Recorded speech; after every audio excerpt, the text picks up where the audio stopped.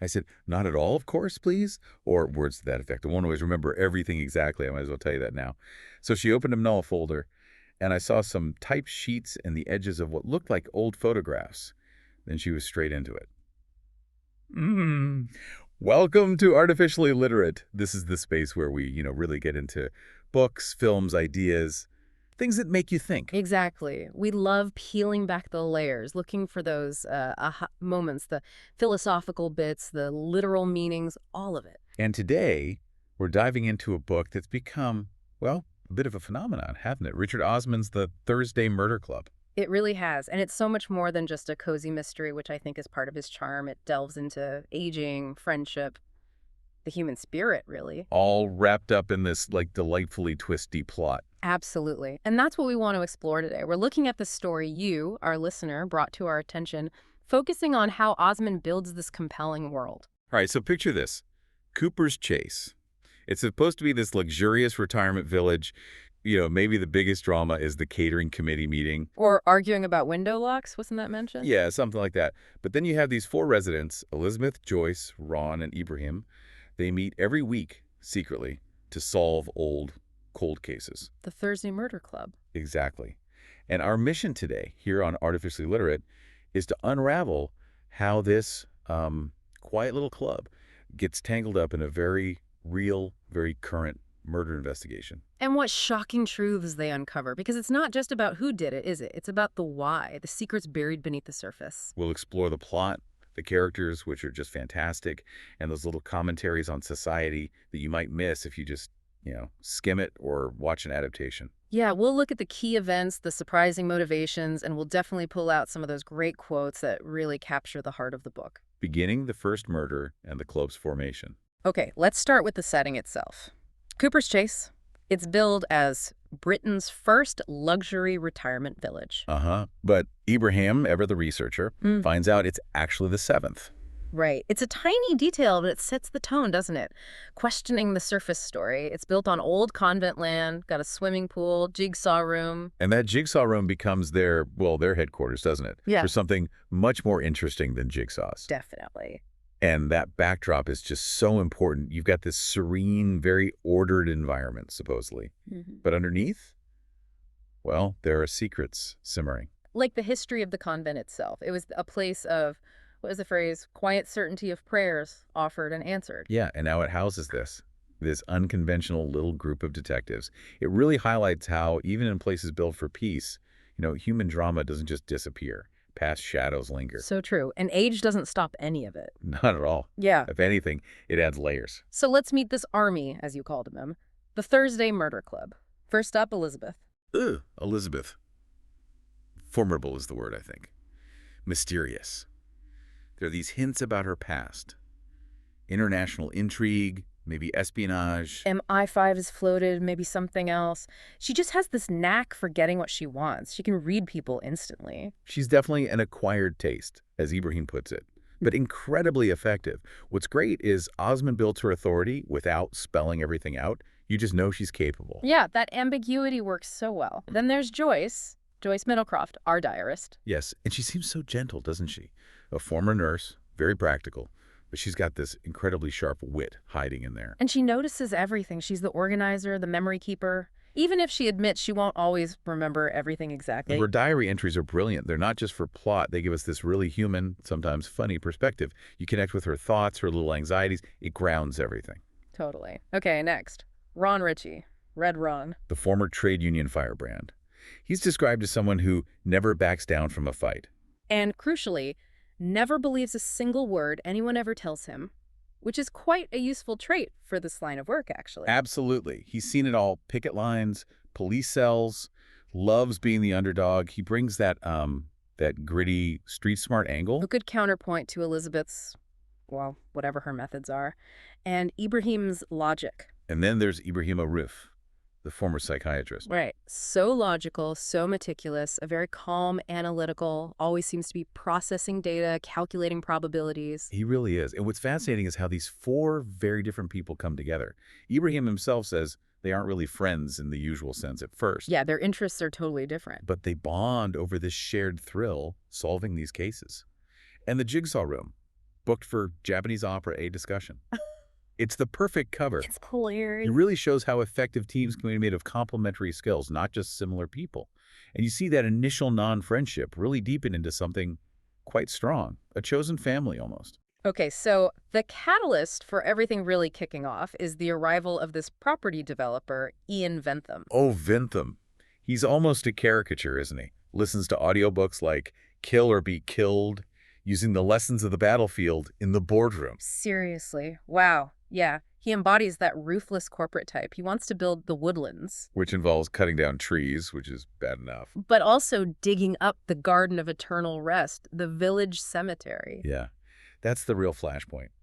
Disrespecting the graves, the memories, he's instantly the villain. Completely self-absorbed, thinks he's smarter than everyone. He just doesn't care about the residents' feelings at all. It's all about the deal, the profit. He even wants to turn the old chapel into flats, apparently. Right, zero empathy. So this conflict over the land, over memory, it just sets everything up perfectly. Creates a lot of people who really, really don't like him. Potential suspects galore. Exactly. So before Ventham can start digging, though, the first actual murder happens. Tony Curran, the builder. Found dead in his kitchen. Blunt force trauma to the head. The official police arrive. DCI Chris Hudson and PC Donna DeFreitas. But the Thursday Murder Club, they're already kind of on it, aren't they? They hear everything in Cooper's Chase. You really do. And this murder happens fast, early in the book, really ups the stakes, pulls the club right into a live case. And it turns out Tony Curran knew Ventham. They were associates in the care home business. And Vintham had just cut Curran out of the Woodlands deal, costing Curran millions. While Ventham stood to gain, what was it, over 12 million pounds? 12.25 million, yeah, a massive amount. So boom, instant, powerful motive for Ventham. He becomes the club's prime suspect. It's a classic setup, but Osman handles it so well, keeps you guessing. Definitely. So the police start their investigation. DCI Hudson, PC DeFreitas, they find Curran's Fitbit. Which narrows the time of death down. Yeah. 2 p.m. to 3.32 p.m., a tight window. And there's that photograph left by the body. 3 men laughing in a pub, money on the table.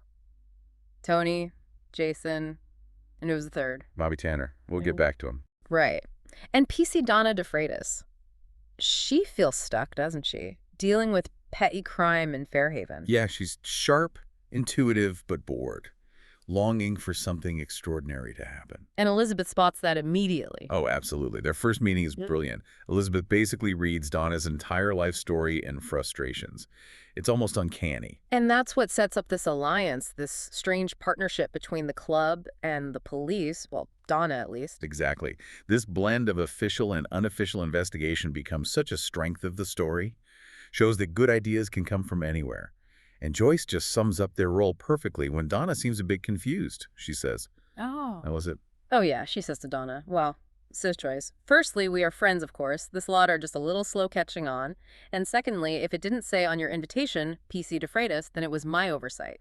We're the Thursday Murder Club. Brilliant. Just cuts through all the potential awkwardness. Little unraveling secrets and new suspects. Okay, moving into the middle part of the book, this alliance between Donna and the club really starts to solidify.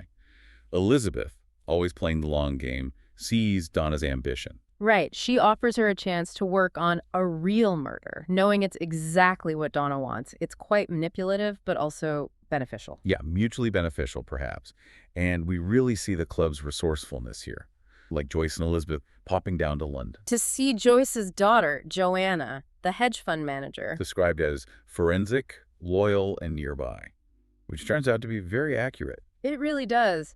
Joanna and her colleague, Cornelius, they dig into Ventham's finances. And this is where it moves beyond just, cozy village crime. Right, it gets into high finance. They find Ventham's companies are actually doing very well and confirm that huge $12.25 million gain from Tony Curran's death. Now, the financial motive is solid. It wasn't desperation, it was pure greed. Exactly. It adds that layer of calculation to Ventham's character. A film might simplify that, but it's crucial in the book for understanding just how ruthless he was. So with Ventham looking like a strong suspect for Tony's murder, the club does what they do best. A practical experiment. Yes. Ibrahim gets behind the wheel of Ron's Daihatsu. Which is a detail I love. Me too.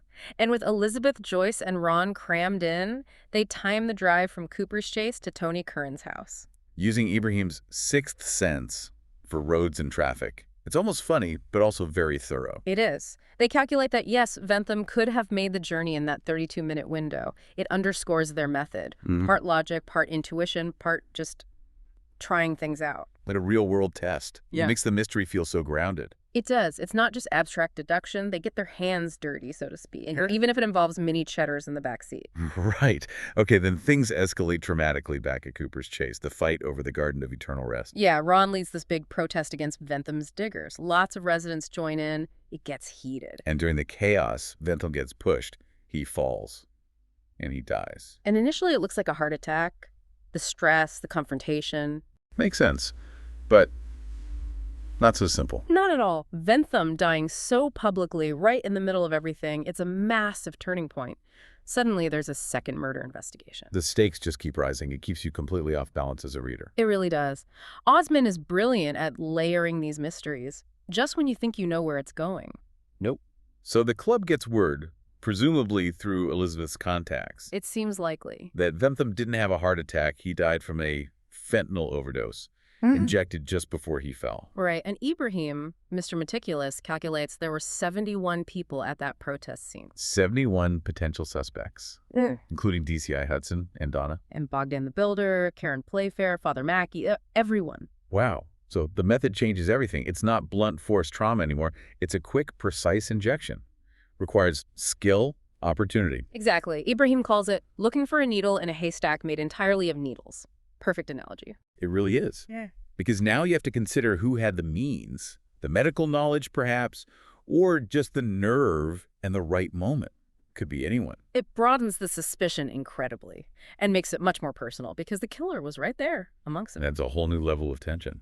Okay, before we dive into that haystack, just a quick reminder to you, our listeners. If you're enjoying this deep dive, please do follow Artificially Literate wherever you get your podcasts. Apple Podcasts, Spotify, YouTube. We'd love to have you join us for future explorations. Right, so with Ventham dead by injection, the police, Hudson and Donna, circle back to Tony Curran's murder, and they focus on Jason Ritchie, Ron's son, the boxer. Yeah, the phone calls to Tony on the day he died, his car being seen nearby. It looks suspicious from a police perspective. Jason denies it, of course, but he hints that there's more to it, this older gang connection. Exactly. Which brings us back to that photograph found at Tony's place. Tony, Jason, and Bobby Tanner at the Black Bridge pub. Right, the money on the table. It suggests a shared past, maybe not entirely legal. Definitely. It pulls this gritty criminal element into the story, which contrasts so effectively with the genteel atmosphere of Cooper's Chase. It suggests deep roots to these crimes. Secrets going way back. Precisely. Things that happened long before anyone moved into the retirement village. And then, just when you think there can't be more secrets, Bogdan finds the bones. Oh, yes. While clearing the ground where Ventham wanted to build, he unearths an extra skeleton, buried on top of an existing coffin in the Garden of Eternal Rest. Chilling. And Elizabeth immediately calls in her expert friend, Austin, the bone specialist. And their conversation hints at a shared past, too, doesn't it? Something about Leipzig. It does. More mystery around Elizabeth. Yeah. So Austin examines the bones. And confirms. Male, buried in the 1970s with a gunshot wound to the femur. Wow. So now we have a third mystery, a cold case from decades ago, literally buried right under their feet. It's a brilliant twist. It suggests the graveyard isn't just sacred ground, it's been a hiding place. And suddenly, Father Mackey's fierce protection of it, well, it takes on a whole new potential meaning, doesn't it? It really does. You start wondering what he knows. Exactly. Osman is just masterfully weaving these threads together, the present murders, the criminal past, and now this historical mystery. It's incredibly intricate. And as all this is unfolding, Joyce has this really poignant observation, doesn't she, about memory in time. Ah, yes, it really captures that sense of looking back, the things you don't realize are significant until they're over. She says, "You always know when it's your first time, don't you? But you rarely know when it's your final time." Anyway, I wish I had kept the program. It's just so Joyce. Pragmatic yet deeply felt. And the interwoven truths and final revelations. Okay, so we're heading into the home stretch now, the final part of this deep dive, where all these tangled threads finally start to come together. And one of the biggest, most emotional revelations concerns Father Matthew Mackey. Yes, the investigation into him, his passionate defense of the graveyard, it uncovers something huge. He's not actually a priest. He's Dr. Michael Matthew Noel Mackey. And the reason. A tragic love story from the 70s. Right. Back when Cooper's Chase was a convent, he fell in love with one of the nuns, Sister Margaret Ann Maggie. She got pregnant. And tragically, she took her own life in the chapel. To avoid the scandal, presumably. Exactly, and the church covered it up, buried her secretly in the Garden of Eternal Rest, sent Matthew away, his entire life since impersonating a priest staying near the graveyard. It's been an act of devotion. Atonement, maybe? Wow, that explains so much. His desperation to keep the graves undisturbed. His presence at the protest where Ventham died. It adds such emotional depth, doesn't it? It's not just about solving a crime, it's about understanding these deep, hidden human stories. This is the kind of backstory a film might really struggle to convey with the same impact. Absolutely. It shows how these secrets shape lives over decades. Okay, another thread. Tracking down the people from that old photo. Bobby Tanner. Right. The club, with help from Jason Ritchie, finds him. He's living quietly now as Peter Ward, a florist. Quite a change from the old days, apparently. Yep. And he confirms the photo was taken at the Blackbridge pub. And he fills in a crucial gap. The fourth man in their old crew, Turkish Gianni Gündüz, stole 100,000 pounds from Tony Curran. Why? Because Tony had informed on him to the police. About the murder of a taxi driver. So it's classic gangland stuff. Betrayal, stolen money, revenge. Which gives Gianni a very strong motive to kill Tony Curran years later. Definitely. And Chris and Donna's trip to Cyprus to try and find Gianni, questioning his powerful father. It shows how hard it is to track people who operate in that world with those kinds of connections. Old grudges run deep. So we have Gianni as a suspect for Tony's murder, John as the likely killer of Ventham, driven by love for Penny. But what about the bones? The 1970s murder. Yes, the original mystery unearthed by Bogdan. Austin's analysis mail 70s burial gunshot wound connects to an old case. A girl named Annie Madeley, supposedly stabbed in a burglary in Rye in 1973. And Elizabeth recognizes the details from her best friend Penny's files. Penny Gray, the former detective inspector. And this is the core truth, the secret Penny carried for decades.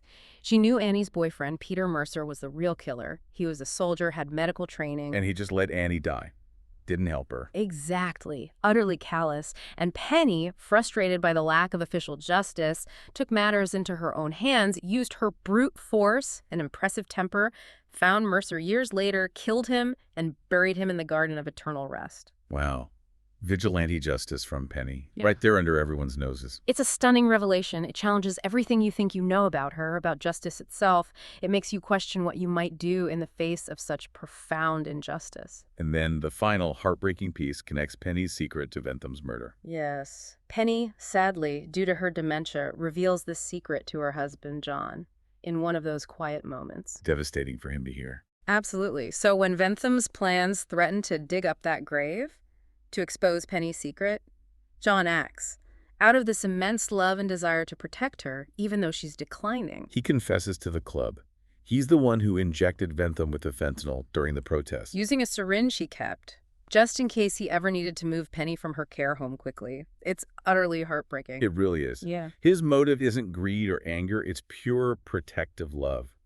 50 years of it. It's the emotional anchor of the whole book. John sees his act as unforgivable, but it comes from this deep place of loyalty. Ibrahim has that line, doesn't he? About loving a partner more than children, or vice versa, and never admitting it. Yeah, it captures that difficult, unspoken truth about love and sacrifice. This is what ties it all together, the murders, the secrets, all driven by these powerful human emotions. Love, betrayal, guilt, the desire for justice. It elevates the book beyond a simple whodunit. It asks really profound questions about morality and motivation. But wait, there's still Bogdan's secret. Ah, yes. Never underestimate Bogdan. In a quiet chess game with Steven, he reveals he killed Gianni Gündüz. The man who murdered his taxi driver friend, Casimir, on Tony Curran's orders. Right. Bogdan just dealt with him, made sure he disappeared. Took Tony's drug money, too, as a sort of rough justice. So Bogdan had his own closure, outside the law. Another layer of hidden action. Exactly. And then there's Joanna, Joyce's daughter. She uses her business skills. Right. Her company buys Ventham's business from the widow, Gemma. Which cleverly shuts down the Woodlands project for good, protects the graveyard. It's justice achieved through corporate strategy. It's a brilliant, pragmatic ending to that particular thread. Shows there are many ways to solve a problem. Absolutely. Different kinds of power at play. So, with all the main mysteries solved, the Thursday Murder Club doesn't just stop, does it? Not a chance. Life goes on in Cooper's Chase. Joyce arranges for Bernard's ashes to be mixed with Asima's of really touching detail. Gordon Playfair, the farmer, decides to move in. And Joyce starts her column, Joyce's Choices, chronicling village life. And the police, Chris and Donna. They're often exasperated, but they've come to respect the club, even rely on their insights sometimes. They see the value in their unconventional methods. It's a great outcome. The book weaves everything together so cleverly, the different crimes, the different motivations. It really does. The club succeeds not just in solving murders, but in finding a kind of closure, a quiet justice for people who needed it.